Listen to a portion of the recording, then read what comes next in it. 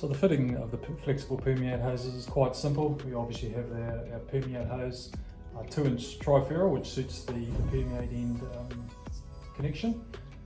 We have a 2-inch tri-clover gasket, and we have a 2-inch stainless steel tri-clamp.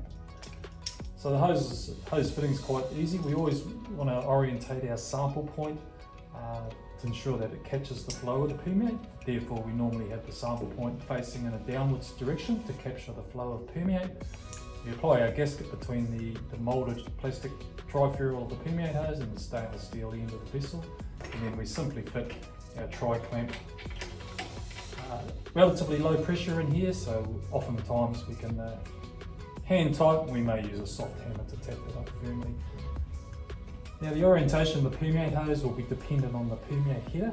It may be a straightforward connection, it may be at a 45-degree connection, or worst case, we may have your permeate header which will orientate the hose in a 90 degrees position.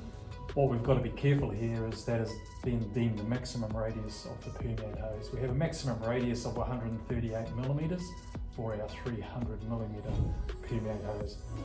Overextending that and creating an increased radius will crimp the hose, so we do have limits on that. But installation can be straightforward, 45 degrees further, or up to a maximum of 90 degrees, as I say, which meets our maximum radius conditions for the hose.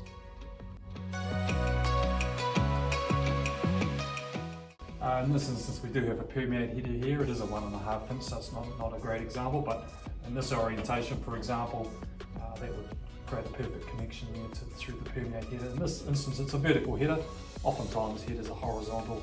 They can be horizontal there to straight through 45, or a horizontal permeate header that might give you a 90-degree connection.